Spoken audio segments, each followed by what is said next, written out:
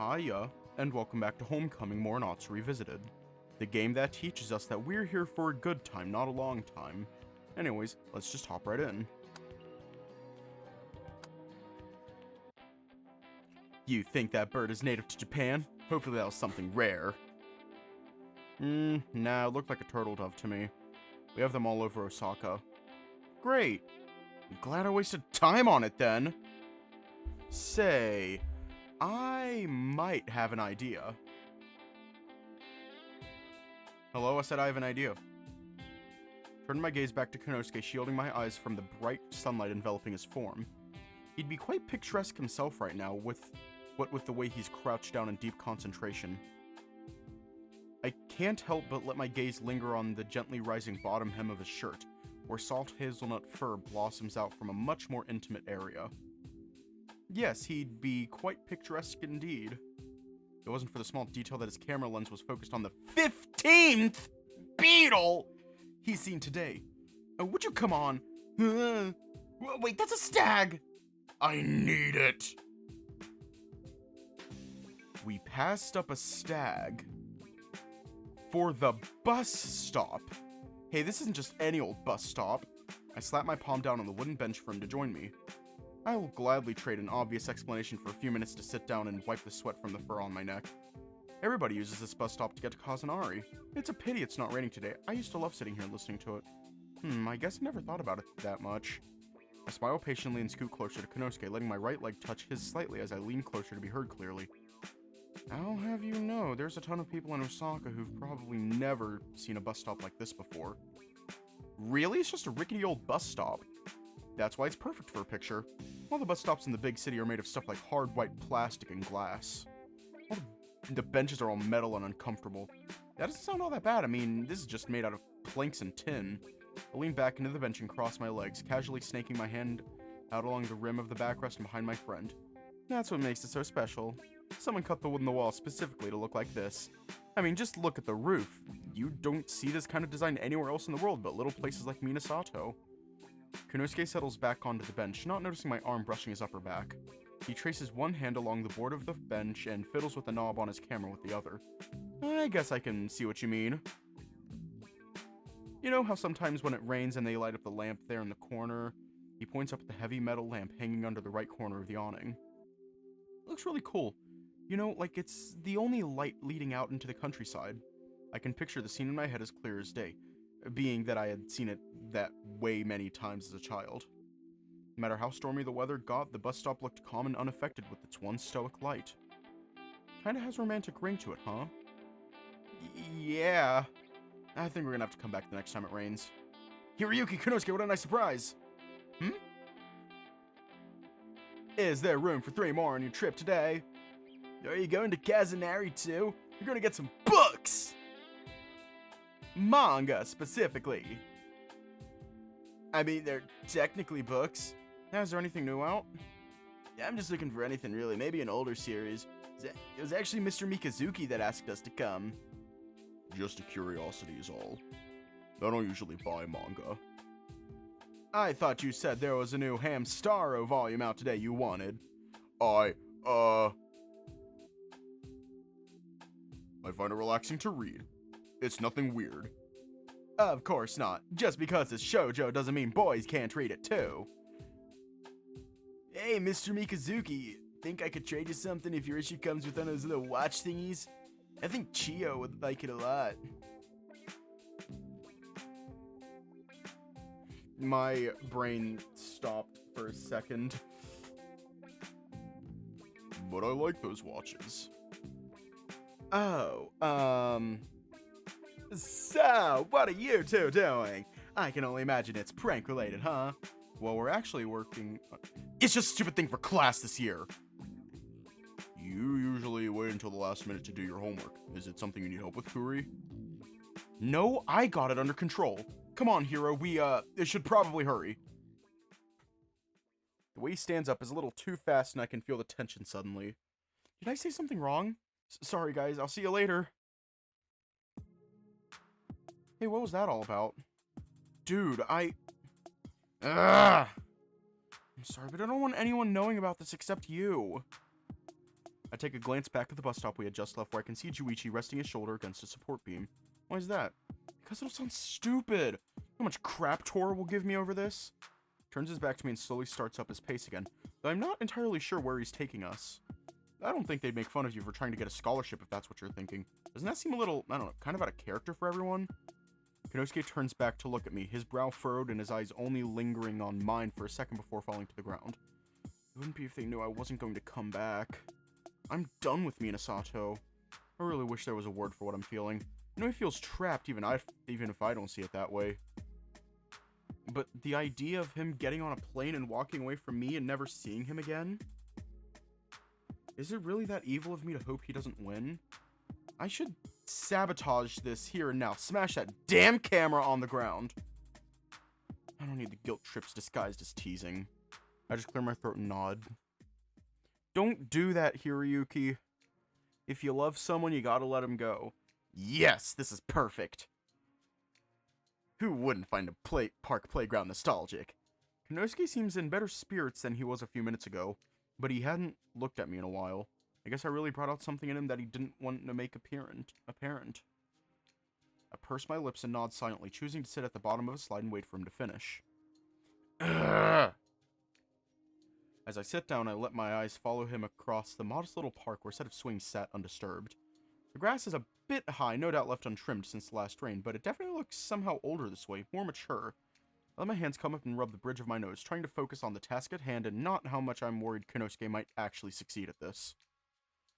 Hello, Mr. Hiroyuki, are you okay? I could swear I only had my eyes closed for a second, but there in front of me is Yukiharu, hesitantly reaching for my hand. Oh, hey, I'm fine, just a little headache, I think. Hopefully it's not too hot for you today. I brought water. I can see why Kyoji dotes on her so much. She hardly even knows me, and yet she's already reaching into a tiny white purse at her side for presumably a water bottle. Oh, no, I'm fine. I'm actually here with Yukiharu's brother. Share some with him, too. It's important to stay hydrated, Mr. Nishimura. Oh, and don't worry about the recital. Kyoji told me you were busy. With two tiny hands, she still forces the still chilled bottle into mine and pats me on the leg. Behind her, Yukiharu gazes at Kounosuke, who's preoccupied with the shot of a tree. He's supposed to watch the store in an hour or so. I can have him home real quick. No, it's okay. I'll just cover for him again today.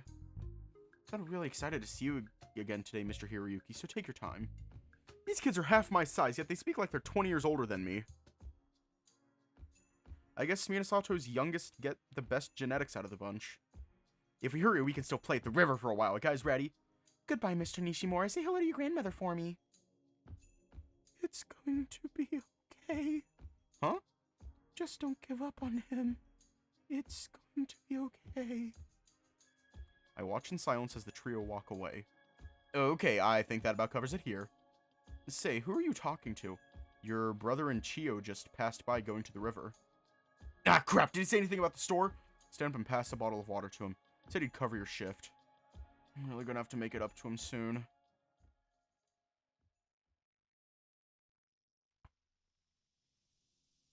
I think a 5 yen coin is enough for a good picture. Maybe I should put in a 10. I put in a 10, don't worry. Get down! Hey, what gives? Shh! Keep it down!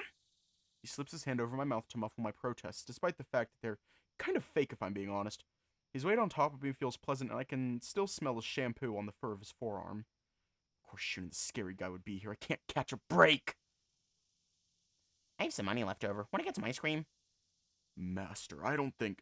I told you not to call me that! Just Shun. Shun. My apologies. I'm not sure if I should have any ice cream. There's too much sugar.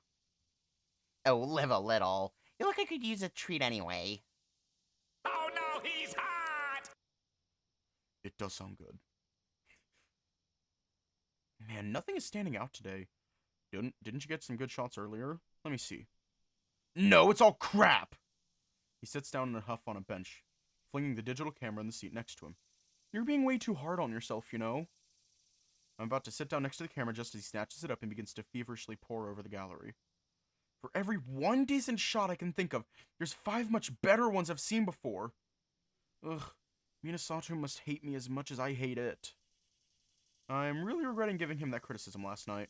Whether or not those photos were lackluster, at least he was proud of them. I want to throw this thing in the trash. It was all a dumb idea to begin with. Hey man, come on, don't do that. Managed to grab his wrist just as two figures round the corner. Hey, before you toss that camera, mind if I sell it? I could use the cash. Finally gonna pay me back for the Umaibo sticks last week. Hell, I could probably throw in some real takoyaki instead of just the flavoring. What are you guys doing anyway? Nothing, just going to get drinks. Oh, sure. So you were arguing over who's paying, right? None of your business, wolf boy! Pretty bad start to a date if you ask me. Well, that was certainly low of you, Tora. I was wondering if things would be awkward between us now, but I would have never guessed gay jokes would be your coping mechanism. I catch Tora's eyes for a second in the best glare I can muster before turning my attention to Kuya. What part of drinks don't you understand? Without saying a word or letting his eyes leave the ground, Kounosuke shoves the camera into my chest and marches away. Jeez, we were just messing around, man. Is something wrong? I look back towards Kounosuke, catching sight of him ducking into a convenience store before turning my attention back to Kuya. Forget about it, just lay off for a little while, okay? Sure, no prob. Come on, Tora, let's go. Grasps the corner of Tora's shirt in his fingertips and gives a gentle tug. My bad, Yuki. I'll make it up to you. Don't worry about it. It couldn't be. No way. You alright? Yeah, I'm good. I just need a second, that's all. Even so, he sighs deeply and crumbles down in the seat next to me. I swear, ice cream could cure cancer if we studied it enough. I'd rather not speak with my tongue full of strawberry ice cream, but I decided with current company it's not so rude. I take it you're feeling better?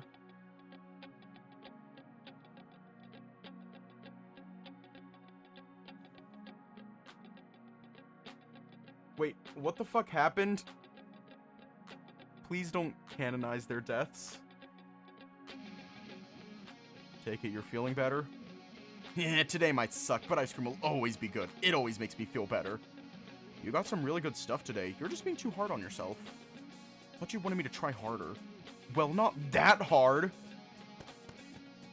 Don't eat too much. Mom might notice at dinner. I won't.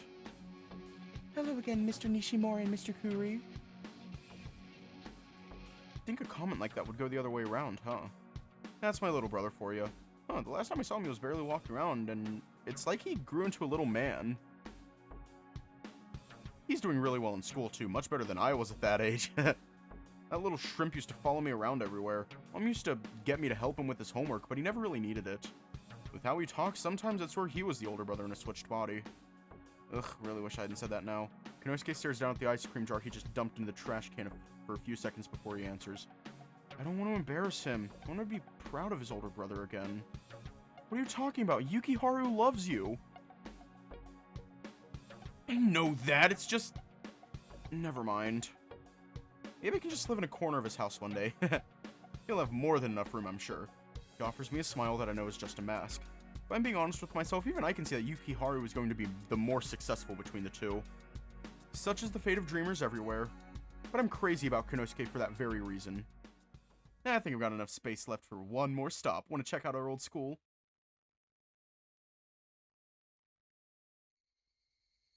Yep, that should do it. Kounosuke dips the toe of one shoe into the gravel below, who he is swing as he powers down his camera for the day. Suppose this is as good a time as any. Mind if I ask you something? And don't take it the wrong way. Okay, shoot. You really beat yourself up today. Like, more than just being a self-critic. Really wish I could dial it back on the intimate contact. Can't help but reach over and squeeze his knee. What's really going on in that head of yours? Man, you really went in heavy here. I mean, if it makes you uncomfortable... No, it's fine. He shakes his head once and licks his lower lip in thought before clapping his hand down reassuringly on top of mine. You know I'm not really good at, well, anything. The guys goof on me about pretty much everything, not just the being late thing. I got pretty good at being that. He nods to himself in silent affirmation to his own words. Earlier I wished I wasn't so rash with my words, but suddenly I find myself robbed of that bad habit. Kounosuke. Kounosuke. I'm just gonna keep saying Kounosuke. I don't think I understand. When you left, that's when I realized just how invisible I was. Everyone has their... Kounosuke reaches out with both hands and shakes an invisible something in front of him to emphasize his point. Thing, you know? I don't have that. Never have. I was good at being a screw-up, though. And I guess that worked, because the guys kept me around. You're not a screw-up. Come on, man, what else could I be? Besides, if I wasn't such a good punching bag, they'd probably just fight with each other eventually. I mean, have you seen how much Kuya and Tora fight? I hate being this. I hate being a fat loser, and I hate that I can't get away from it. I want to go somewhere big with lots of people I can just blend into. Somewhere where I can just try and do something, anything. And if I screw up, at least nobody knows my name or face. At least then, nobody would be ashamed of me. I can tell he's trying his best to hold back the tears, but I can hear the falter in his words and the misery in his voice. I can hear so many rebellious voices in my head singing the virtues I see in the boy next to me. And I wish I had the courage to just let them out. But I can't. All I can do is make myself reach down to his hand and grip it tightly, and try to be okay with the fact that I'm going to have to let it go for good one day soon. I'm sorry, man. Please don't tell anyone about this. Listen. I should probably get going. Yukiharu's gonna blow a gasket on me. I stand up from my seat and stuff my hands into my pockets, nodding silently at him, but never letting my eyes leave his. I'll see you tomorrow. I'll try not to be late this time. He turns from me, cradling his camera in his hands as he begins a long and slow walk home. Kounosuke, wait! I purse my lips, struggling to find the right words in the jumbled mess of my thoughts. You're my best friend, Kounosuke. You've always been special to me. You're mine too. Without another word, he turns and walks off into the growing darkness.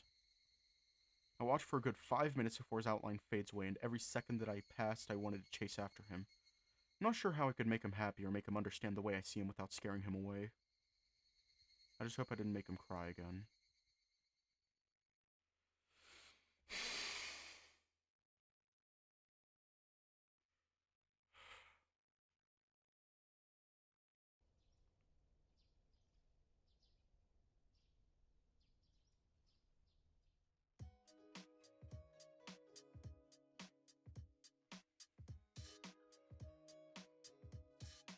Yakisoba, grilled corn, dango. I can already feel the weight I'm going to gain tonight, and I couldn't be happier about it. If I ever had any doubts that people other than my friends lived in Minasato, I'd have been soundly corrected tonight. This place is packed. The variety of ages here is making me think some of the numbers might have even come from Kazanari or beyond, all for the Bond Festival in little old Minasato. I'm pretty proud of this place. Say what you want about the crappy reception, nobody does a Bond Festival like Minasato. Kana, over here, hey! A young red panda bounces up and down, waving her arms at a much taller otter weaving in and out of the crowds. Both are dressed in yukatas with matching rose patterns, but one has a petal of dark purple, while the other has the classic vibrant red. I sure feel underdressed right now in the usual dark blue yukata I wear to these festivals. Real quick, sorry if I did make any hateful comments towards any characters. Just sorry if I did. No patterns, just the straightforward, okay, Mom, this itches enough. Can we leave the store now? Sure, my friends are all dressed the same way too, though, if I'm being honest with myself. Sure wish I could verify that. Come on, man, there's food to be eaten. I smooth out the wrinkles in my outfit and do my best to ignore the giggle of the girls as they disappear into the crowd. Stalls are lined neatly with people packed around, watching the chefs perform culinary magic or setting up games for the younger crowd. And of course, all of them are here with their friends. I came mostly for the food, but I can't deny that eating alone tends to be depressing out in public, like a big white flag saying, "One lonely bastard." I don't even have signal on my phone, so I can't bury my nose in some article online to give the mask of nonchalance. We're planning on meeting at the Bond Festival tonight around where Mr. Tachibana usually sets up his stand. Oh, come to think of it, you might not know where that is. Sorry to cut you off, Kyoji, but is Tora coming with you guys? Oh yes, he'll be coming along. Ugh. Is there a problem? Listen, just keep this between us, okay? Me and Tora kinda had a fight. It was hard lying to Kyoji like that, but knowing him, he probably knew there was more to the story I wasn't telling. Kyoji is always good like that. Hell, anyone could have smelt the lie, considering me, Tora, and Kounosuke always came together when we were kids. Always. And now, I'd be stupid to think anything other than our friendship just died. Hey, hero, you lost again, bud? Voice cuts through the crowd that I recognize, and I spin around trying to ping it before I forget the direction it had come from. Oh yeah, you're clearly lost. Mr. Kuri, hey! I was wondering where you might be hiding, where you've been. The older Tanuki gives me a warm smile as he hangs another bunch of bananas on a plastic hook. Matching set to the dozens of others hanging from the roof of his stand. I just got here, had a power nap before I came. That's a much more interesting way to say I wanted to make sure I wouldn't run into the guys during the walk here. Well, you just missed your friends. They passed by here maybe 5 minutes ago. Oh, come on, man. Quick, change the subject. I such to catch up, but I just can't walk away from a chocolate banana. Make a show of reaching for my wallet and get a chuckle in the wrap of knuckles of wood in response. You like the little almond pieces still? Oh, who am I kidding? Of course you do. Kounosuke. Wait, what? Ah! I'm awake! Oh, jeez. Almost as soon as the Tanuki's head pops up from wherever it was he was hiding, he ducks back down upon catching sight of me. Grab me one banana from the ice chest, will ya? Sure thing, Dad. Kounosuke bends down over the ice chest, avoiding eye contact. Really can't say I blame him considering what an awkward note we left off on last time. Still hurts, though. Just hang on a second. Mr. Kuri gives a quick salute to a young couple at the other side of the stall, and mouths a be right back at me. You can help her out, Kounosuke. I got these two here. Got it covered! He keeps his eyes down as he approaches the counter. You wanted the almond bits in the chocolate, right? Answer playfully or answer seriously.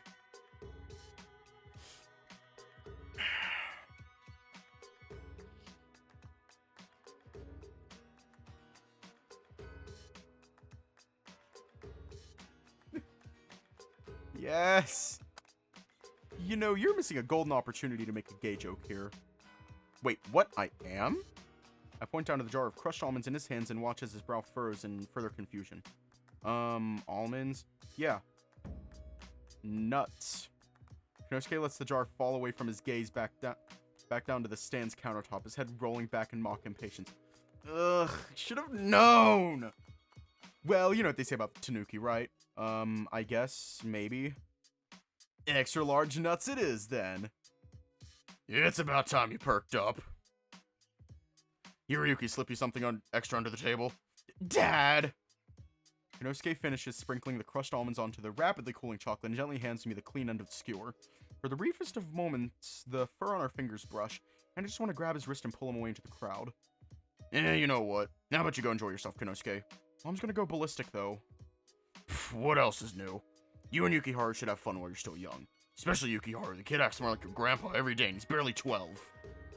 I can still see the unease on Kounosuke's face, but regardless, he wipes his hands on a towel on the counter and puts on his best smile. I appreciate it, Dad. Try to keep an eye out for your mother, though. Now I'll tell her you ate some bad sashimi and had to run home for new pants. What? You know what? I'll take it. Kounosuke dips into the crowd without a second thought, and I'm just about to follow before I'm stopped by Mr. Kuri. Places his hand on my shoulder as he watches his son disappear. You'll be running back for this in a minute, so I just wanted to ask a quick favor. He places Kounosuke's camera into my hands, never taking his eyes off the spot where Kounosuke had wandered. Listen, I know I've been asking a lot, but just keep an eye on Kounosuke, okay? He's starting to think he's got hot girl problems, and well, that ain't something I can really help with. He's got girl problems. Wait, what?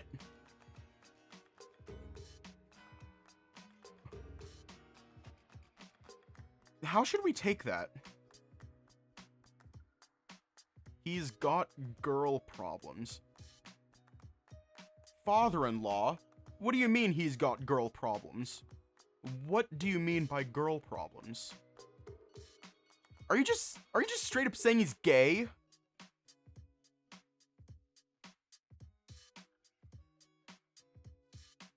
that actually makes a lot more sense. The seconds pass as he stares into the crowd until finally Mr. Curry clears his throat and continues. Kid totally forgot about his camera. Well, that's new. Anyway, just do what you do, hero. Be right there, miss. Hey. Forget something? I mean, I was just planning on walking around and stuff. He nabs his camera from the table and puts the strap around his neck. I cock my head towards a particularly dense crowd of people all gathered around a setup of taiko drums. Call me crazy, but a few pictures tonight could go a long way, huh? Take a bite of my chocolate banana and flick his shoulder playfully with my free hand. Well, maybe at least one of the big fireworks. What are we doing until then? I think they have the Shiteki stand all set up. You could maybe get a picture of me getting the high score like always. Wouldn't that be cheating if I'm the one taking the picture? Sure, but who's gonna know? You sure you don't want to be hanging out with the other guys? They should still be around. And what, bail on you here? Come on, I know how weird I made things yesterday. If only you knew what my day was like. Kounosuke drops his head down and fiddles with his camera as we walk up onto the Shiteki stand, where unfortunately a small line of small children and their parents have migrated. One time I'm counting on Minasato to be its usual empty self, it fails me. Now you know how I feel just trying to get Curry back home in Osaka. I think I could live with that if it was a place like Osaka. Come on, you gotta tell me at some point. What's it like when you moved away? Last flakes of frozen chocolate scrape away from the stick as I chew it thoughtfully. I really don't want to be a buzzkill, but I really don't want to lie to him. You really want to know? Oh man, it must have felt like someone was letting you out of prison the day you drove away from here. I hated it. Oh, come on, there's so much stuff to do there. Minasato just barely has a bookstore. I suck my teeth and toss the stick into a nearby garbage bin, trying to think of a way to say this without attacking his dreams. I don't know, maybe it just wasn't for me. My mom told me there would be a ton of stuff to do, but when I got there... Yeah? I gesture with my hands as if to underline a section of invisible words I hadn't spoken yet. I drop them with a sign and stuff them back into my pockets. Oh, come on, Osaka's gotta have tons to do. At least 5 times more than Minasato. Yeah, you'd think that, until you realize you don't have anyone to do those things with, of course. Alright, next up, please. Hey, grab the next spot! Jeez, I'm bad at this. Not as bad as Kounosuke, though. I wonder what his eyesight is like without those glasses. This game is rigged. Pretty sure the prize is a result as I am at this point, seeing as how nobody can win them. I thought the guy ahead of us won that kawaii cat keychain. Did he? Crap, I wanted that! Well, if you're still hungry, what do you say we grab some real food? I thought the frozen banana was pretty good. Real food. Like chicken noodle soup. There we go. Probably won't find the chicken flavor here, though. You never got that picture, by the way. Want to just get a shot of the people who are behind us? Nah, I'm not really getting the right energy here tonight. Make a show of turning around and gazing at the people and stands around us before twirling back to face him. You sure you can't see a single thing here you'd like to get a picture of? I guess I just have a bit on my mind, that's all. I'm all ears if you need it. He turns to face the festival in front of us, edging closer to me until our shoulders are nearly touching. Can I ask you again about the day you left? I turn my head slightly, hoping to catch his eyes. They're preoccupied, though, it seems, peering over the thick lens of his glasses out into the mass of people in front of us. I'd swear a bubble had descended over the both of us, or at least these folks had all gotten the same subconscious memory. Make room, I'm about to have a good cry. That was probably the worst day I've lived so far. Kounosuke stays silent, but after a few seconds he peeks at me, trying to whisper, keep going with his eyes. Thought it was going to be okay at first, you know? Mom told me we'd come back every month or so to see Grandma and Grandpa, and I could see you guys. I ball my hands into fists as the scene from the back window of the car plays in my mind again. Torihiko is the one I remember the most, standing in the middle of the road. God, even then his hands were so small. And I can't wipe the image of them balled up in front of his stomach, like he was literally trying to hold himself together. He just got smaller and smaller and smaller. And then he was gone in the cloud of dust that was Minasato. She kept promising that, but it never happened. After a year or so, I think it started to dawn on me that I was probably never going to come back here. I stare down on my shoes, trying to focus on flexing my toes along the inside of the canvas. The pressure seems to choke back the old ghost of the new kid in the Osaka public school. I really want to forget that was me. I felt like I wasn't really alive there without you guys. I mean, I know we all have to grow up one day and, I don't know, go get jobs or something, but my whole life was just gone one day and my family just expected me to keep going like nothing was wrong. Like, I never needed you guys. Realize that Kounosuke has been staring down at my feet this entire time as well, judging from the angle of his head. The realization suddenly bursts the vivid soap bubble memory, and the lights and smells of the festival pour back in. Sorry, I guess what I'm trying to say is that Osaka probably has cool stuff to do, I just never had anyone to do it with. And I'd have rather stayed here. I actually liked reading outdated magazines from a crappy little bookstore. Hear Kounosuke scoff and snicker quietly to himself, breaking his gaze away from the ground for a moment. I've been keeping you from that crappy little bookshop this whole time, though. I'm sorry if I've been hogging you this whole time with this stupid scholarship thing. And miss out on time with my best friend? Hiding a body would count as quality time if it meant I was with you. He scrunches up his nose, but can't hide the smile underneath. I'm gonna hold you to that one. He sighs and runs a hand through the fur atop his head, before bringing his camera up to his eye and snapping a half-hearted picture of the crowd. Well, here's my ticket to America. His voice drips with playful sarcasm as he holds the camera in front of him like a trophy. Sure you don't want to at least track down Tora? I seem to recall you having 2 best friends last time I saw you here. Again, I see that little tiger, this time peeking around the legs of the passerby at me. No, I don't want to bother him. Besides, wish I could still see us like that, just 3 friends having fun out here tonight. But everyone has to grow up sometime, and boys always grow into men. I wonder, did Torihiko always see me like that? Were we ever just plain old friends? You did just tempt me with food. Knowing Tori will probably see him at one of the food stands anyway. Or at least, Tatsuki. It's time to drink water. It's time to drink water. It's time to drink water. It's time to drink water. This looks like a half-decent spot. Really should have brought a blanket, though. Your mom still get on to you about grass stains? Do I have to answer that? I want to start working on an explanation for the takoyaki sauce stain on your collar. Kounosuke plops down into the grass, his hands splayed out behind him supporting his weight. The camera dangles carelessly around his neck, looking comically like an anchor than the tool it was intended to be. Still can't find your groove, huh? I sit beside Kounosuke, careful to keep my distance despite my urge to feel the touch of his arm or leg. Meh, maybe the fireworks show will be worth a few pictures, if I find the right angle, I mean. I nod and lean back on one arm, using my free hand to tip the last remains of the soda I had bought at the yakisoba stand into my mouth. The horse sitting on is relatively quiet, with only the distant murmur of couples who had the same idea as us to find a secluded spot to watch the night's fireworks show. The silence passes for a minute or two before I chance a glance behind me at the tanuki. His glasses slip down his nose, and for a second I think he's fallen asleep. Did you have a good time tonight? Couldn't have picked a more mundane break to the silence even if I had tried. I could only expect an equally mundane answer in response, but the seconds passed without one. Listen, man, I'm sorry. I know I've been pushing the photography thing since we left the stall. Maybe you might have been more relaxed if I just left you. No! I mean, no. It's not that. It's not you. I shut my mouth and turn my head back to look at him. He meets my gaze for a second before staring up at the night sky, biting his lower lip as he searches for words in the stars. I don't know what's wrong with me, hero. I'm not trying to make you worry or anything. I'm glad I spent tonight with you.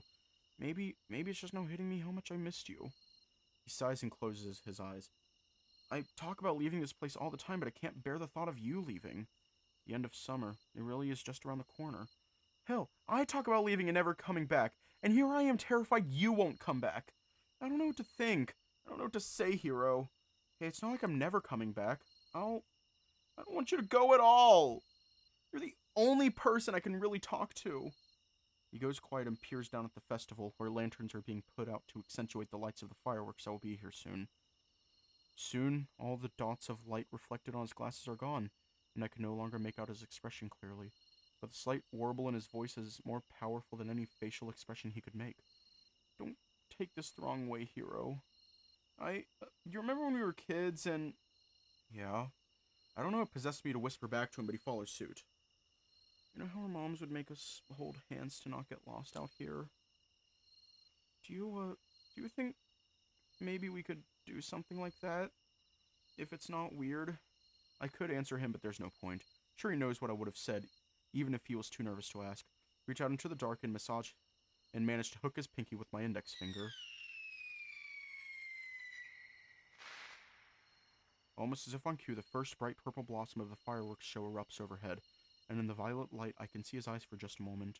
They don't leave mine until the darkness pulses back in between the next volley of fireworks, this time a brilliant baby blue. The colors swell in the burning light above, and his eyes reflect a darker blue now that they waver from mine down to our hands. I can see words beginning to form on his lips before the darkness hushes him.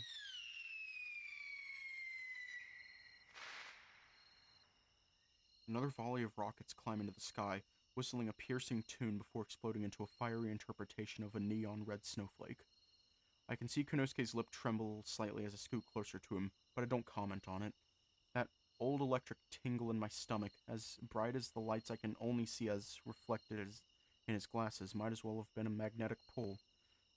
I'm sorry. This must be pretty weird for you. I'll just scooch over a tad. His breath catches in his throat as I interlock our fingers, letting my thumb brush his. His eyes betray his inner panic as they frantically scan around for anyone paying us too much attention. You don't have to worry about me not coming back. I whisper these words as his eyes lock on mine. I can see that his are beginning to well. And then, as the colors overhead shifted again to a pulsing pink, an invitation comes. He purses his lips inwards and relaxes. I can see where he's licked them from their soft shimmer. Once more, the darkness smothers the lights overhead, and I lean slowly towards Kounosuke's face, hoping I won't knock his glasses away.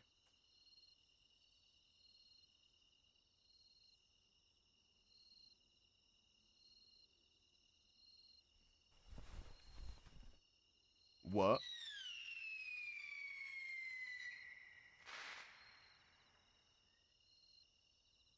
Oh, yeah. Guess you were right after all about there being good shots out here. Perfect angle on this one, too. He's back on his feet now, the camera nearly glued to his face. Takes me a second to realize my mouth has been hanging open, and I snap it closed as I turn back to face forwards over the crest of the hill. Tell me later, I definitely owe you for the, he fumbles and gestures with his free hand at the camera in his other. You know, these. Yeah. Anytime, man. Anytime. I don't do a good job at all masking my disappointment, but if Kounosuke noticed, he doesn't acknowledge it. Oh, who the hell am I kidding? Of course he noticed! But I don't dare say a word. A voice in the back of my head is gently reminding me that maybe, just maybe, my best friend was in a vulnerable position. That maybe he felt a flicker of something inside of him when our fingers touched, but whatever magic was guiding him had fled at the last second. And I was going to have to be okay with that. He's my best friend, after all. Spend the rest of the night gazing up at the chorus of colors above, and Kounosuke spends it with his camera masking his face. If he has regrets, I would have no way of telling. He only speaks of the potential of the pictures he's taking, regardless of how synthetic his sudden interest comes across as.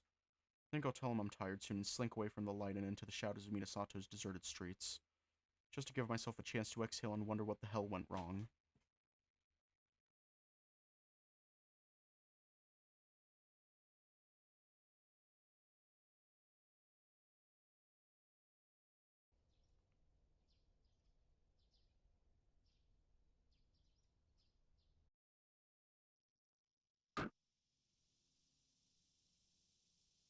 I really doubt I can get away with loitering in the bookstore again today. This will be, 4 days of not actually buying anything? Nothing on TV, of course. Grandma and Grandpa are getting scammed. Wait, what?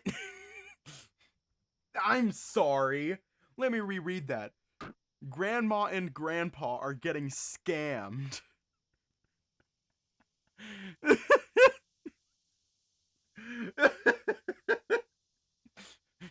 That caught me off guard. The limited television channels out here, nothing good is ever on them. Too bad they don't get good internet out here. And Kazunari is definitely a no-go. Ow! Because I don't have anyone to go with. I clapped my hands over my left eye where the tennis ball I was bouncing on the ceiling had come colliding down. Suppose the universe really has to find ways to rub that fact into my face, even if it's a 20-something-year-old tennis ball I found in the closet. Regardless if I could potentially see today, someone is going to bring him up. Ugh, just listen to me. One of my best friends has become my emotional boogeyman. Yeah, that's the only person I really want to see right now. Hell, I've been wanting to see him for the last few days, but I haven't even gotten a phone call. It would be a miracle if things weren't awkward between us now. I really doubt I could play it cool around him anyway. Everything about him is just so perfect in its own little way. Fucking right? Better to be on awkward terms than regarded as a creep, though, if I'm not already. The signs seemed to be there that night at the Bond Festival, but... Ugh. Probably not guys like that. And there it is. Best to get that thought out into the open now so I can figure out a good apology later. Well, whenever later is for Kounosuke. Probably very, very late if we're being honest here.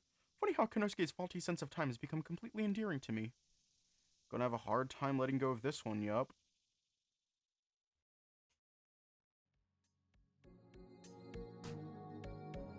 Kounosuke concept art here. Truly the greatest thing. Act 4!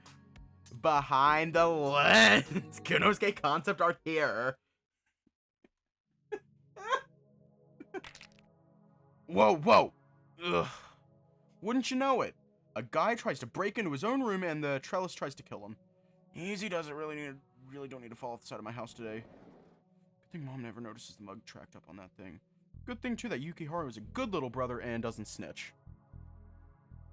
You should really lose some weight if you're going to climb up Mom's wall planter. Let it alongside as I collapse onto my bed and kick my shoes off over the side. With my free hand, I fluff up a pillow behind my head, and with the other, I loosen my camera from its strap around my neck. Once Yukiharu know anyway. I'm not fat, just a little chubby. Girls are totally into that these days. Heck, guys are too. Yeah, some guys are into chubby guys, alright. Guys like... Ugh, really screwed that up, didn't I? My best friend is gay, but I still freak out when he shows the slightest ounce of affection on me. Wow. Real supportive, Kounosuke. And great follow-up with the whole, I'm too much of an awkward jerk to just call him up and pretend like nothing weird happened. The blue power screen on my camera blinks to life and I take note of the 12% battery left and try to clear my mind. Where did I leave the charger again? Gotta think like some kind of snobby art judge here.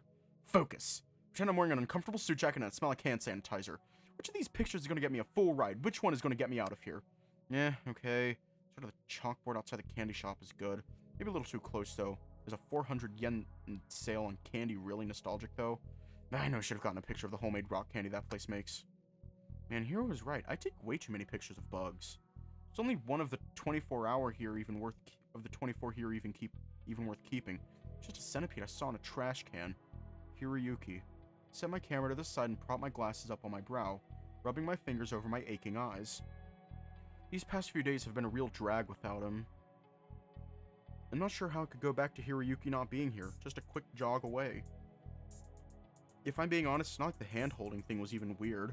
Being really honest, if I just a minute or two to, limber up or something, I might have even let Hiroyuki kiss me.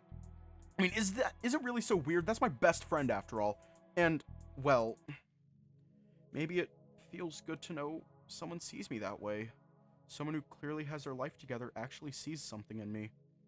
Would it really be so bad to just, I don't know, try it? Alright, brain, you win. I'll call him in a few minutes. Just please, oh please, give me a second to focus here. I just gotta get another look at the stuff in the magazine. They even just overestimated my competition here. I mean, there's gotta be someone in there I can squash, right? Alrighty. Where did I put it? Where did I put it? Ah, there we go. Underneath 3 stacks of classified ads I've been meaning to throw away. It's not that I've ever been the artsy type or even taken a single class on the subject. There's just something magic about the way these pictures look. I mean, just look, how high up do you need to be to get a shot of Yokohama like this? Not even in the right section. The nature photography is near the back of the book. Better start small if I'm ever going to see a big city like that, all lit up at night and never asleep. Ugh, I just had to turn the page directly to this picture, huh? It's gorgeous. Flawless, even. On the page is a photo of a bridge nearly engulfed by fireflies. The caption reads, Bridge over the Shimanto River by Takahito Miyatake. There's my problem right there. I could get a firefly-themed photograph, no sweat, but it wouldn't be the Shimanto River, would it? No. It has to be the one in Minasato. I can't even get a good position to capture the moon over that thing. Oh, of course, you were born in Osaka. All the great artists from the city, after all. Miyatake. Nobody ever did a picture of a bus stop. Maybe Hiroyuki was right. I do have at least 6 good shots of it, and all at different angles. Maybe if I make that, like, what's the word? The theme? Yeah! That worked perfectly. I've been thinking about this nostalgia thing all wrong. I don't need something that looks like it would go in an art gallery. It needs to capture Minasato's age in just one shot. And just like that, Kounosuke Kuri will become an art icon. I might want to double check the mailing address, get these shots printed, borrow some stamps. Wait a minute. No. I'm reading this wrong. I have to be. Hold on. One more time slowly. My eyes are just tired. That's it. I'm not sure what... Are you kidding me? How did I not see that? How was I supposed to see that? Shove myself backwards into my chair too fast, and I feel it give away from underneath me. I feel panic just about to bubble up as I realize that I'm falling. but in an instant, it's replaced by white lights as I hit the ground. The ceiling seems to gyrate as I kick my chair away and hear it crash into and knock over one of my boxes of comic books. I don't even care that a ton of covers probably just got ruined. I think I've landed on the pieces to a model kit I was working on last month. Still don't care. I don't care at all. What have I been doing? What have I been doing? What has he been doing all day? Huh? I don't know. I just thought he wanted to be left alone. So you didn't talk to him then? Unbelievable, Hyosuke. I can't believe what you're doing to our son. I've been nothing but supportive of him. You're a bad influence. When's the last time you actually grounded him? Why should I? You're the one who does that. Exactly. Kounosuke has snuck out of this house more times than I can even count, and you continue to do nothing, Hyosuke. Oh, come on. What's he's gonna hurt? He's a kid. I'll tell you who he's hurting. How many times has Yukiharu lied for him? How many times has Yukiharu lied to me so Kounosuke could get out of his chores? Look, Kounosuke is just a different kind of kid. You can't hold him to the same standard. Yukiharu is 12, Hyosuke. He's going to have to take care of Kounosuke after we're gone because you've never disciplined him. That's not fair, Haru. You're talking about our son as if he's some kind of lost cause. What if he is? I'm not hearing this. You're overreacting like usual, Haru. See, this is exactly what I'm talking about. You can't just walk away and expect our son to sort out his life. He just needs to get out into the world, maybe chase after a pretty girl. That's not going to happen unless you actually teach him to be a man. Okay, listen. I'll talk to him in the morning. Will that work? And what exactly are you going to say to him? I don't know. What am I supposed to say? Sorry, son. I'm not father of the year. Hyosuke, that's not it. It sure feels that way. I'm sorry I'm not pushing you hard enough, son. I just feel like a hypocrite because my own grades were crap and I end up taking over my dad's old job. Yeah, that's it. Hyosuke, no, Haru, it's the truth.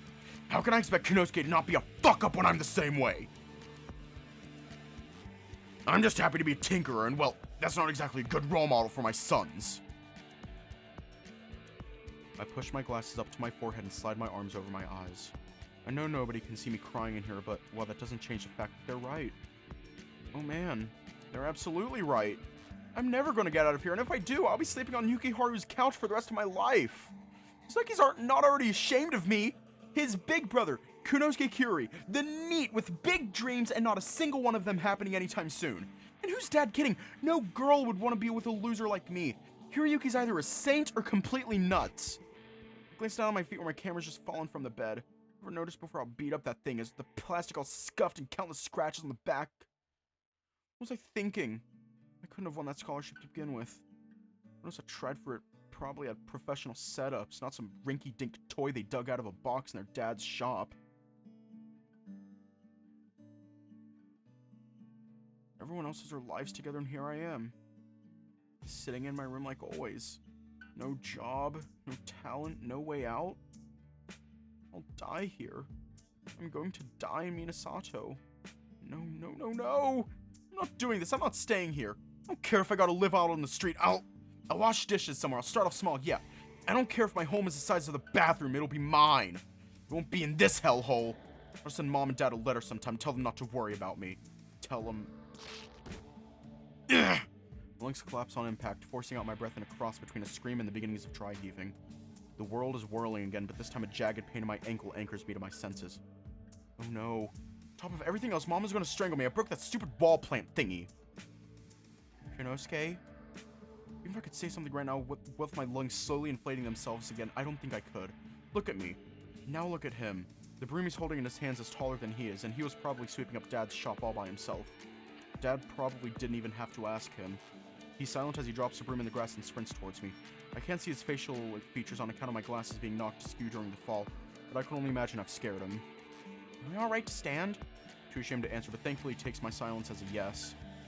With both hands, he reaches down and grabs onto my right, exhaling sharply as he tugs against my weight. Sudden jerk upwards knocks my glasses off completely, but I can't will myself to catch them. Yukiharu squats down and plucks my glasses from grass, giving them a quick polish on his shirt. Are you okay? Do you want me to go get mom? No, I'm fine. Yukiharu looks like he wants to say something else, and his hands fidgets restlessly in front of his stomach. Are you going somewhere? Yeah, listen, don't say anything. What do you mean? Are you staying the night somewhere? Leaning down gently, grimacing as a jolt of pain rockets up from my ankle. and grab onto the straps of my backpack. My camera's inside, but I don't care if it survived the fall. Sure, I brought that stupid thing anyway. Just pretend you didn't see me, okay, bud? Yukiharu gives me a wordless nod and stops to hitch up his pants before turning away from me. The little brother walks slowly to the piece of the wall planter still suspended to the wall. The grunty yanks a splintered piece of wood free. I'll tell Mom I was messing around and broke it. You don't have to do that. I won't say anything, just make sure they don't catch you. I drop my backpack and waddle over to him on an ankle that feels like it's resting on crushed glass, and I grab him in a tight hug. Glad this guy's so short he doesn't have to see me blubbering. He's still covering for me even now, and he doesn't even know where I'm planning to go. I love you, bro. I know I don't say that enough, but yeah. Do you owe someone money? No, nothing like that. I lean back and stare at the wall of our house over his head, trying to sound like I have a runny nose and watery eyes from allergies. Just, yeah. I turn away from him and scoop up my backpack again, hissing as I'm forced to put weight on my ankle. I don't dare look back at my little brother and instead lock my eyes on the rising moon. It's gonna be the last day I see the sun over Minasato for a while. Maybe ever. I just hope Yukiharu understands and gets out of here one day too.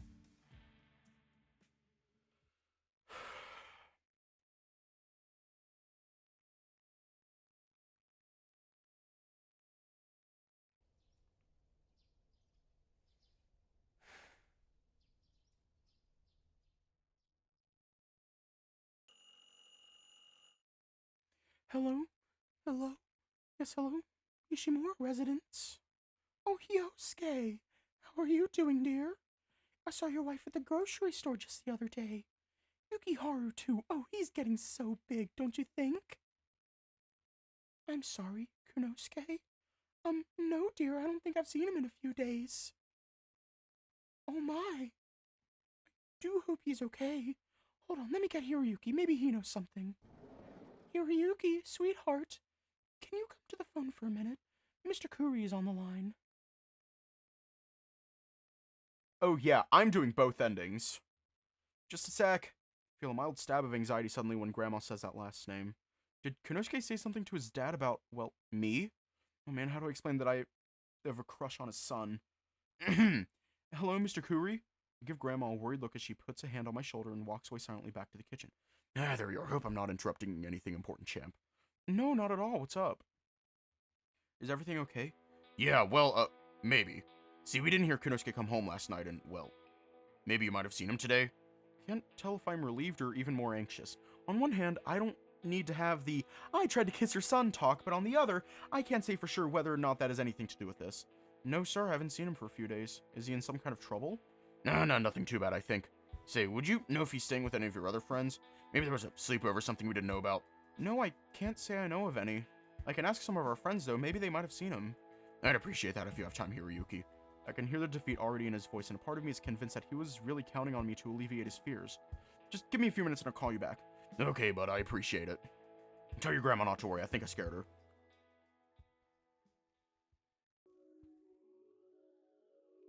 Hello, Mr. Oshima?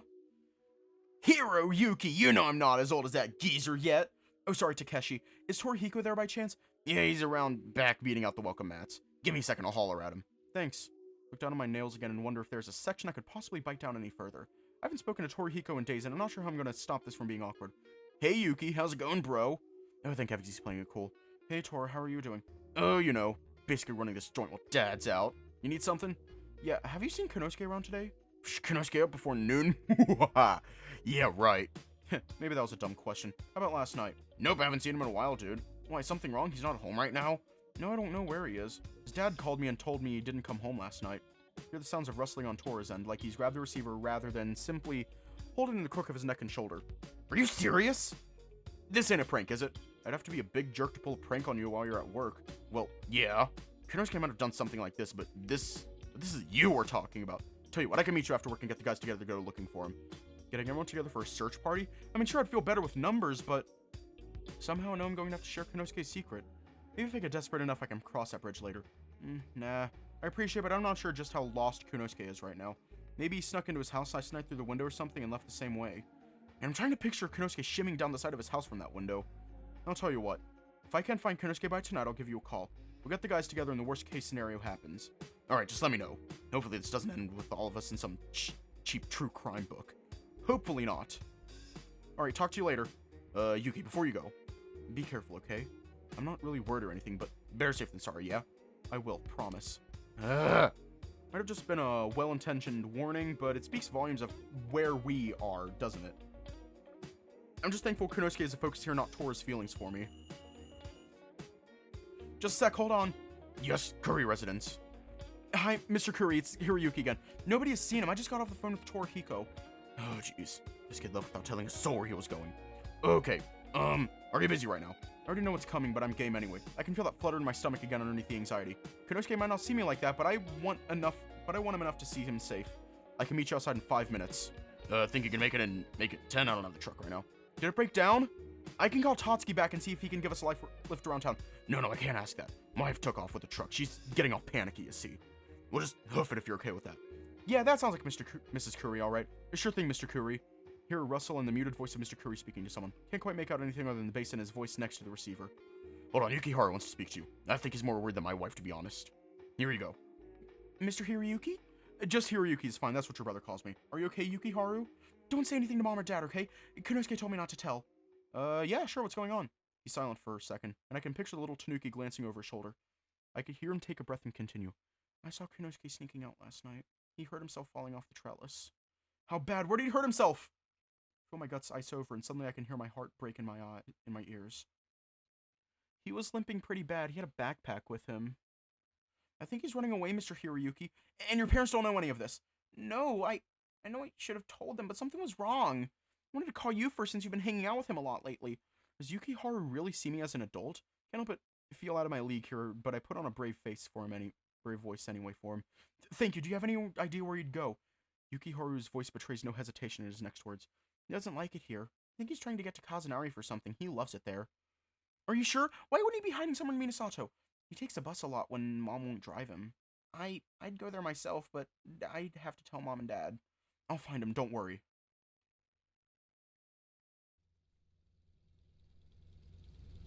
Mr. Curry sighs heavily as he sits down in his seat across the aisle from me. He leans his head back and closes his eyes, his cap dangerously close to falling into the seat beside him. Behind him, we're gonna stop it for the ad break from the ads.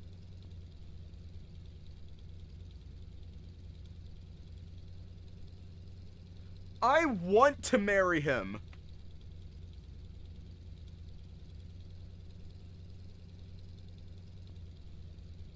I genuinely want to marry Kounosuke.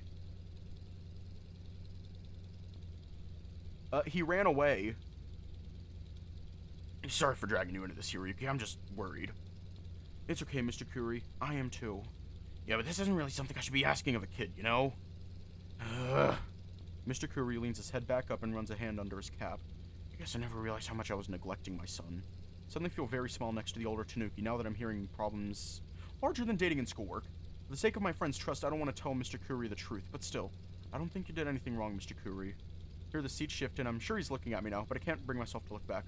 Kounosuke would have told me something like that. I think he's just not sure what to do with his life. That's so? I chance a glance over at him and see he's staring out the window now, watching the countryside roll by with Kazunari's stone and metal jungle just peeking into sight. You know, I was gonna give the family business to him and his brother. Thought he'd like that since it's stable money for a town like Minasato. I stay silent and I ponder the disappointment in his voice. Mr. Curry seems to enjoy his business, but it must be heartbreaking to realize that maybe his own son doesn't want it for his own. That Kounosuke doesn't just want to be Kounosuke Curry anymore. Oh well. He falls silent as well, rubbing his hands together slowly in his lap. I don't honestly know what to say here, so I nestle down into my seat and prop my legs up onto the back of the seat in front of me. We're doing the bad ending tonight, by the way. Alright, Kazunari, huh? You really think he's here? Yeah, he's here somewhere. At least, Yukiharu seems sure. If I don't know Kounosuke like I thought I did, surely his brother does. And we're also going to do part of the good ending. I can tell from his father's posture he's unsure, and he chews one finger as he glances around at the bustling streets and businesses.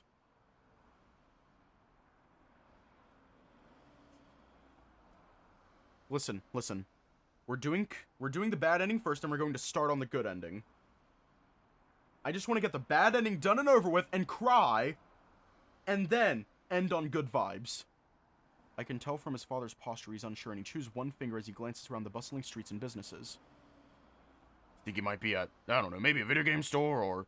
Lets his arms fall to his sides, the anxiety clearly jumbling his thoughts together. There's one around the block. I'll check there if you want to check the school. Still lying through my teeth, but he seems to perk up at that. He jams his hands into his pocket and glances back at me with worried eyes. Never thought my kid would willingly go to school during summer break. Look away from his gaze, suddenly realizing how silly my suggestion was. Let's meet back here at the bus stop in about 30 minutes. If we don't find him by then, I suppose it's time to call the police. Right. Oh no, I know which one it is. Without a further word, I turn on my heels and power walk in the opposite direction. Kounosuke isn't at some game store here. Not even a bookstore. He wouldn't be in any of those places if he had his backpack with him. No, he'd be at the train station. I was gonna say that if I ever got the chance to come see you in Osaka, that's how I'd do it. Isn't that more expensive than taking the bus? What's the point in traveling if you can't do it in style? My Kounosuke wouldn't take a bus to get away from his problems. He'd want to go in style. I ignore the strange looks as I begin to sprint across the streets, watching for a familiar red train to come into view. A red train with a shiny silver trim.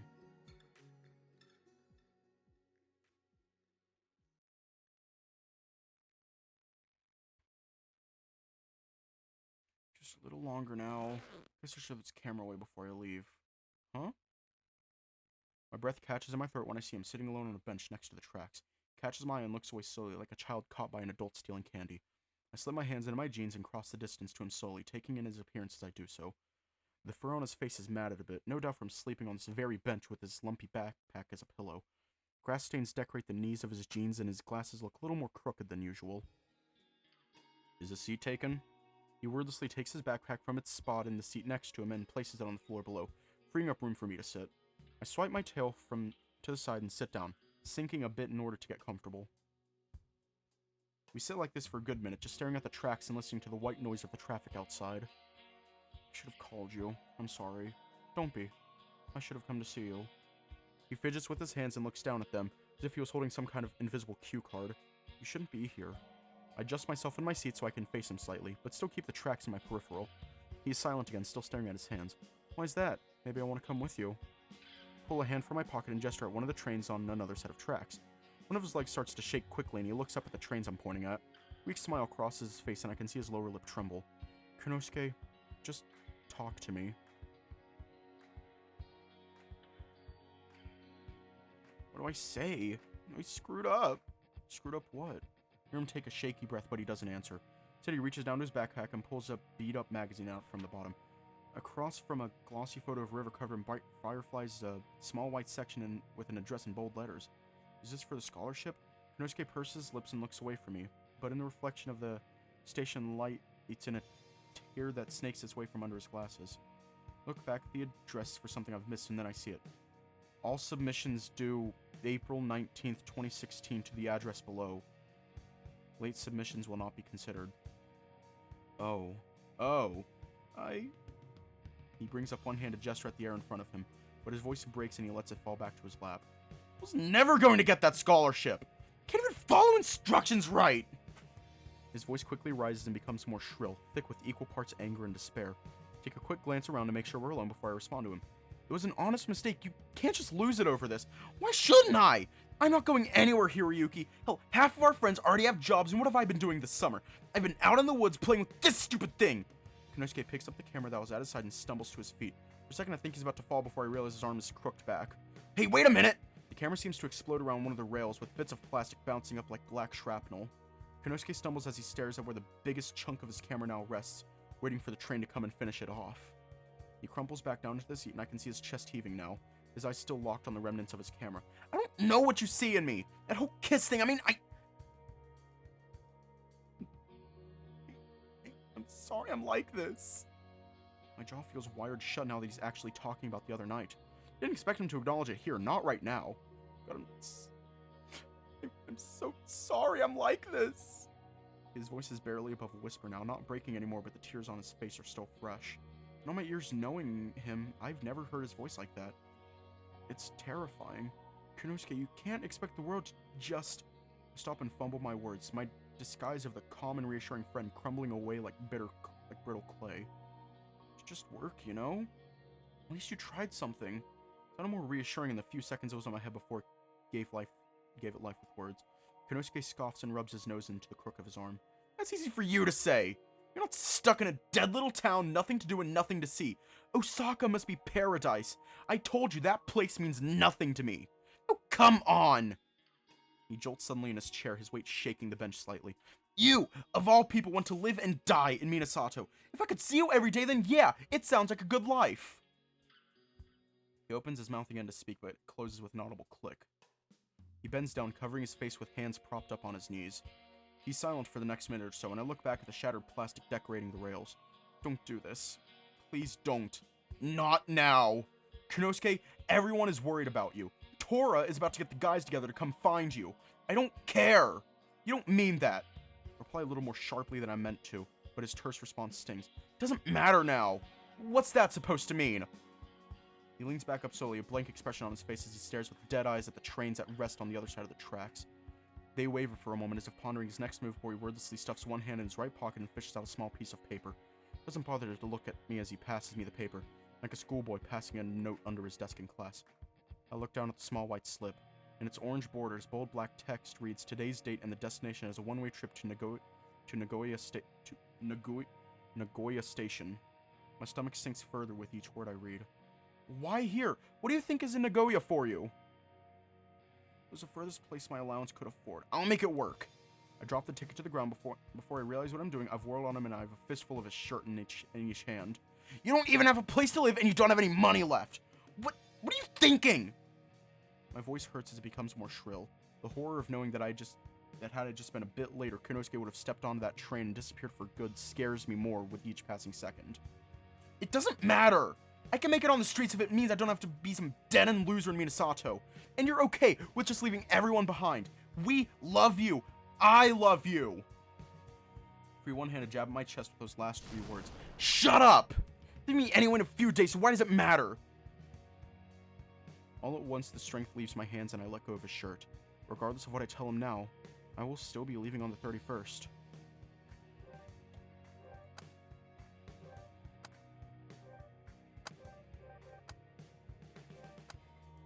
Kounosuke, I didn't even want to move to Osaka in the first place. That's just where life took my family and I had no choice. It's still different now. Pulls his glasses off to scrub roughly at his eyes. You went where life took you, and now this is where it's taking me. I'm sorry. Are you seriously doing this right now? This is completely overreacting to a stupid magazine article. He pushes himself to his feet with a loud pained groan and stumbles a bit as he eases his weight onto his bad ankle. You don't have to wake up every day and be reminded you're a nobody. If I gotta be that, then I'd rather be somewhere where nobody will judge me for it. He sets his jaw as he stares down at the rails as if expecting the train to materialize at any second. I don't want to be stuck somewhere where everyone knows a repairman's son is a loser. Fat, no job, and no talent. I'd rather die on the streets than be that. I'm tempted to tear this ticket to shreds, tackle him on the platform, and hold him down until his father finds us. I could do it easily, but I can't. All I can do is watch the steady rise and fall of his shoulders as he breathes long, deep breaths. No doubt taking in the smell of the train engines, the smell of a bustling city full of lights, cars, maybe a sliver of a chance at something bigger. I hear it now, and I see Kounosuke's ears perk up at the sound. The train is coming to take him away, and I can actually taste the panic bubbling up in my stomach. Kounosuke? Don't do this! Your parents are worried sick! They'll understand someday. I just don't have to hear how shamed Mom is of me anymore. Don't understand that last bit. Before I can question it, he turns and snatches the ticket out of my lap. Please! I could try to find a job in an apartment in Osaka. You come live with me! You're gonna make some guy really happy one day, hero. I'm sorry that's not me, but I would have just dragged you down. That's not true and you know it! On my feet and screaming now. Sure, 1 or 2 other people further down on the platform are watching us. I don't have anything to offer that could make you happy, at least not how I am now. I can see the train approach and he walks forward a few steps to be the first to get on. Kounosuke, I'll drag you out of here if I have to! Get away from that train! He glances back at me, his eyes still brimming. I want you so bad, hero. But I want to be somebody more. My hands unclench themselves and I can't get my tongue to work out anymore. Watch helplessly as the train rolls into position and the sliding doors open like a mouth ready to swallow my best friend. Am I ever going to see you again? He doesn't answer and instead turns and walks inside the train. I watch him through the window as he walks through the rows of red velvet seats and picks one next to a window opposite of where I'm looking. He sits down and makes a show of chewing at the nail on his thumb, and I know he's watching me in the reflection. I can see myself fidget in place, unsure of whether or not to rush in and drag him out by his neck or just let him go. A burly security guard saunters up behind, his hand on a baton resting on his belt. Suddenly realize I only have one choice and take one last glance at Kounosuke before jogging away to the entrance of the building. I don't bother looking again. I can't watch the train tracks rip him away from my life. Take a deep, shaky breath and try to think of what to say to his father.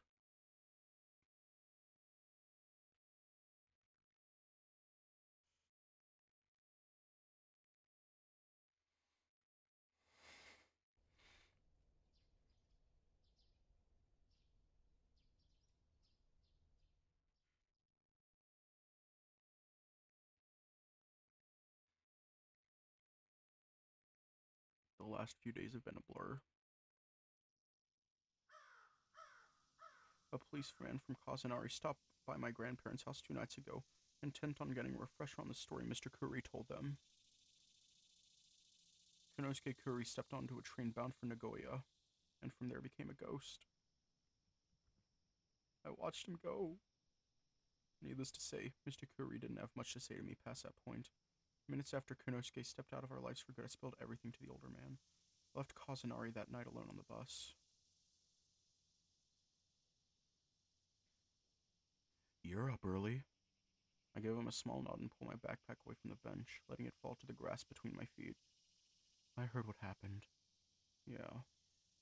I keep my eyes on the ground as Shin sits down next to me, the bench making only the tiniest of squeaks under its almost non-existent weight. I can't think of anything to say, to be honest. I mean, what is there to say? I failed my crush only a week after I failed my best friend. Look, I don't know how to approach these things. Whatever happened between you and Kounosuke is your business, but I figured you should have this. He sets down something wrapped in brown paper next to me. Wrinkles on the wrapping seems to imply something with odd points near the front in a cylindrical shape towards the bottom. Oh, Shin. Sitting neatly in my hand now is a very familiar black cat statue. Somehow back from the dead. I thought this broke for good. Do you remember that day? How could I forget? I felt terrible. First time we had seen the inside of Shin's house. Tora, Kounosuke, and myself, that is, we had a bit of an accident. Decided to play catch with this very statue, which, come to find out, was a priceless gift from Shin's mother. And of course, we tossed it out of a window. Well, after it bounced off of Kounosuke's skull first. We made you cry. Mr. Amaki should have kicked us all out immediately. Shin adjusts himself on the bench so he can cross his legs. A small smile decorating his features. I don't think he ever told you, but Kounosuke fixed it for me. Apparently he pocketed the pieces from the yard and brought them home to his father. I'm assuming Mr. Kuri helped him glue it all back together, but he showed up alone later that night. He never told me or Tora about that at all. Shin nods, the smile not faltering. He didn't say much to me either. When I opened the door, he looked really nervous, like I was going to yell at him. Did you? No. I saw something in him that day that I never forgot about. I think you saw that too this summer, did you not? Those cool yellow eyes lock onto mine as he voices the simple question. I want you so bad, hero, but I want to be someone more. I want you so bad. I want to be someone.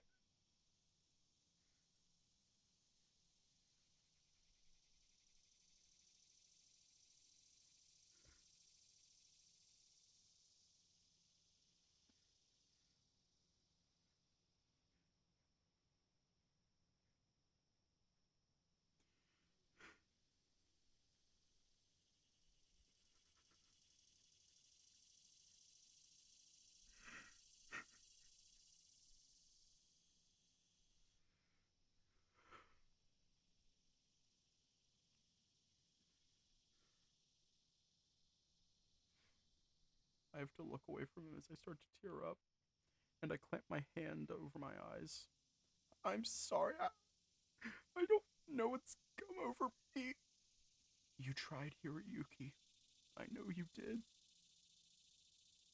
He scoots over and puts his hand on my back. What if he's gone? Really gone? One by one. Everyone gathered up at the bus stop, taking care to avoid acknowledging the one person who didn't show up. Maybe everyone could just see what was really going on. Some vacation, huh? Hey, I had fun, I promise. You don't need to worry, Nishimura. We'll find Kuri eventually. Right, he'll be back once he runs out of money. I doubt he had much to begin with.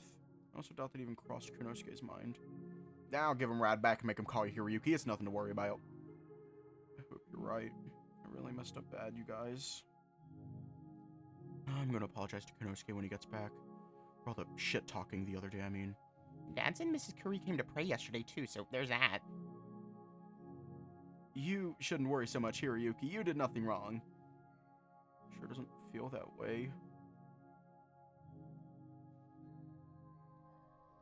Well, guess this is it then. Let me help you with your bag, Yuki.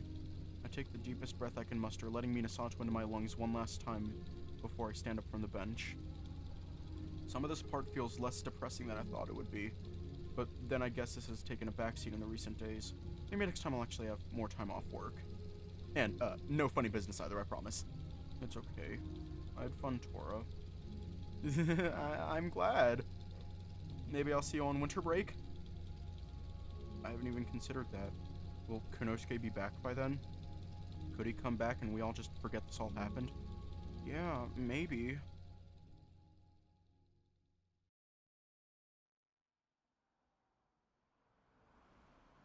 I keep the black cat statue in a death grip as I watch the bus get farther and farther away from me. The last two standing in the road, watching me leave were Shin and Torihiko. The former not waving, the latter with his left arm frozen in the air. Then after a few moments, Shin turned and walked away. Once again, I watch a small tiger disappear from my vision as I ride to Osaka. Back to a bustling but meaningless city. Back to a world where nobody knows my name, and the only future on the horizon is the same one my father looks at every morning. I should have gotten on the train with Kounosuke. He was right. All I can do now is hope that he becomes that someone and doesn't lose himself in the process.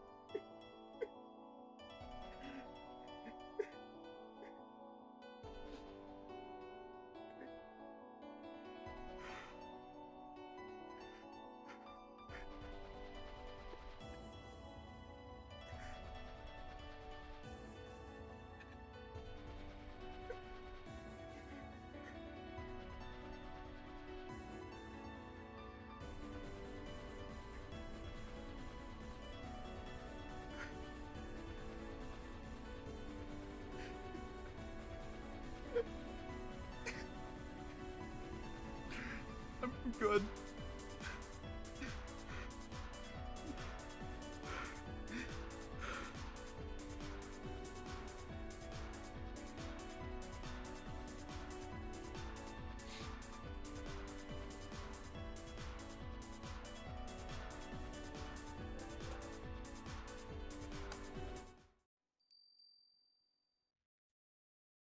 Congratulations. Okay.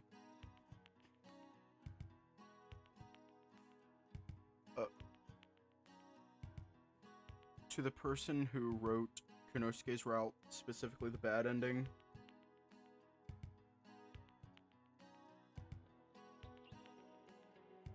I have two things to say. One, why? Why? Why?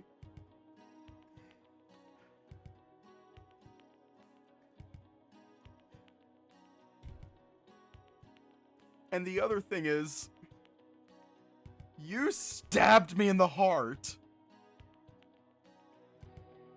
Do it again!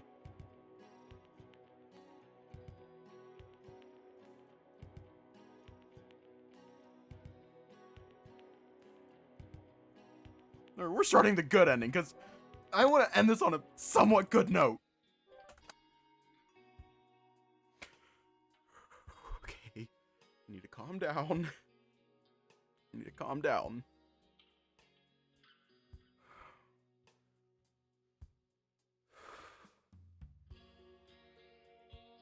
Let the same hand that was gripping his shirt fall and grab onto his knee. Take a second to wet my lips, not realizing how tense the situation had gotten me. Listen to me, okay? I know I have to go back to Osaka in a few days, and I'm not looking forward to it either. His eyes look tired, but thankfully he's keeping them trained on mine. I don't even know how much time sincerity is going to buy me now that he's already purchased his train ticket, but it's my last shot. I'm scared to go back to Osaka. I've missed too much time with everyone here, and I'm about to have to miss out on more. But most importantly, I'm missing out on time with you. Osaka can have its stores, people, and their fancy internet. I'd trade it all just to be around you and the others. I don't want to go back to hating my life. You really want to waste your life in Minasato? It doesn't even have to be Minasato. I just want to go where my friends are. But Kounosuke... Point at the resting trains in the distance, the light from the sunroof glimmering off their chrome detail like false promises. Once you step on one of those, we might never see each other again. If you really just want to be part of the crowd and forget who you are, you're forgetting who you are to me. And you're perfect in every way imaginable. He fumbles with his glasses, hastily pulling them away from his eyes so he can bury them in the collar of his shirt. I gingerly pry his glasses away from his bald fist and hook them into the collar of my own shirt, giving him a minute to vent silent tears. I wrap both of my arms around his shoulders, stroking small circles into his upper back with my hand. It's going to be alright. If you really want to leave me in Minasato one day, then I'll come with you and be your roommate or something. Just don't do it like this. Don't leave me behind. He doesn't answer, but the slight nod is all I need. I lean over from him and pick up the ticket that's been resting on the bench between my legs. With the ticket torn neatly into, I flick the remains into a waste bin next to our bench and get to my feet. In the distance, I can hear the rumble of a train engine fast approaching us. Hey, wait, what are you doing? The train is still quite a distance away, but I take care not to touch the rails as I land anyway. The largest hunk of the camera is still resting between another set of tracks, and I sprint for it, scooping it out of a pile of its broken plastic flesh. Can't go forgetting about this now, can we? Kounosuke had gotten to his feet and was waiting for me next to the tracks. He offers me his hand and he yanks me back up the platform. I don't think it can be fixed at this point. Turn the camera over in my hands until I find the opening I was looking for. It takes a few seconds of prying, what with my nails having been chewed to the quick just this morning, but I managed to free the memory card from its slot. Whether you want or not, I think these pictures are worth keeping. I grabbed his hand and slipped the memory card into it before marching away to the waste bin. Let the camera hunk fall to the bottom and turn to face Kounosuke. Yukiharu said you hurt your leg. Can you walk? So he told you. Not waiting for his answer, I walk back to him and pull his glasses off my shirt and hand them to him. After waiting for him to adjust them as best he could on his nose, I grab one of his arms and put my weight under him. He gasps, but doesn't fight me, and with just a few steps, he seems inclined to let me shoulder his weight. I'm thankful the station was so empty today, with one or two folks waiting on benches in the distance minding their own business. Can't imagine what they might have thought to see me nearly carrying Kounosuke out of the station.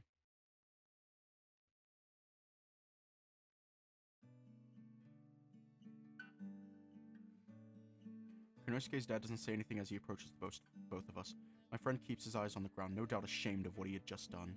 Mr. Kurui crosses the distance between us in a quick march, and I'm only just letting go of Kounosuke before he has his arms around his son.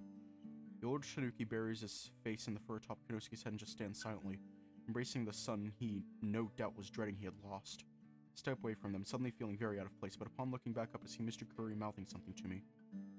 Thank you. It's an unreal experience seeing an older man cry. How much of a burden a father takes upon himself to give his children good lives. I think it's easy to forget they have to hide a lot of the pain they go through. That's never been so clear to me now. Seeing Mr. Kurui overjoyed that his son wasn't in a ditch somewhere, never to come home.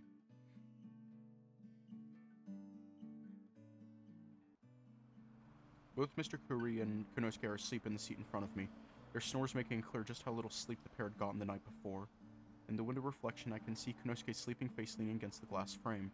His glasses have once again slipped down his nose, and his mouth is hanging open slightly.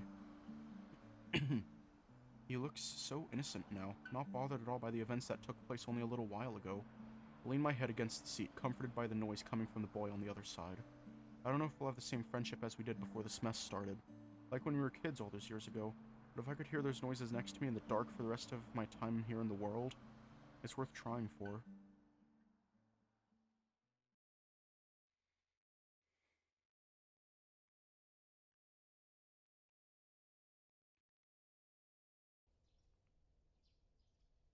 August 29th.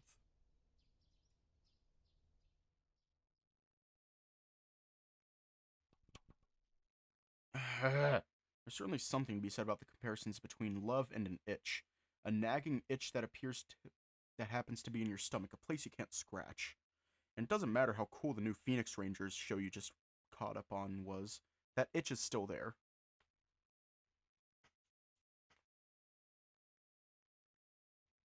If you'd just taken a second to call me. Sure, I wasn't expecting Kounosuke to just come rush over like nothing happened, but I was expecting, well, something in the afternoon yesterday. Maybe it's because I haven't let go of this crush. Regardless, if Kounosuke had acknowledged I tried to kiss him, I still don't know how he feels. Should I honestly even be thinking something like that right now, considering he was almost a runaway? Fact is, he's probably into girls, but too awkward around them to get a date. Yep. Ugh. If I were a girl, would I even look good? I hold my hands out in front of my chest, trying to envision the breasts I'd have in that scenario. Maybe. Oh, this is just stupid. Am I even hungry right now? Or am I just bored? Maybe I should invite one of my other friends out for a really late lunch. Kill two birds with one stone. Hell, maybe I can patch up any awkward feelings left over with Tora over something really greasy. Hello, Nishimura residents. Oh, thank God, heroes. Can I get with you? My blood freezes at the involuntary sound, familiar sound of the distressed Tanuki. Again, could Kounosuke have seriously just spat in my face after... Put Yukihara on the phone! Wait, what? Why? He's with his mother right now in town. If the phone wasn't nailed to the wall, I would throw it out of the window, I swear. Give me a minute, I'll put my shoes on. I don't wait for Mr. Curry to respond as I feel the adrenaline pulsing through me. Anger isn't the best word to describe what I'm feeling right now, but I'm honestly considering bringing some rope with me. Maybe hog-tying and cursing Kounosuke out the entire way back home will stop him from trying to run away again. Why'd he even be running again in the first place? That our talk at the train station was a good one. Hell, where did he get more money? Tore that ticket to shreds. There's no way he could afford another. Can't believe this! Kounosuke, I'm gonna kick your...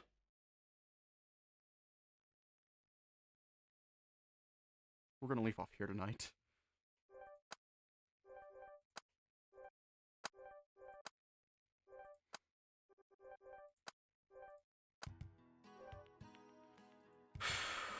Okay. Okay. Stay safe. Have a good night. And I will see you all tomorrow. I swear to God, I am going to scream at the top of my fucking lungs.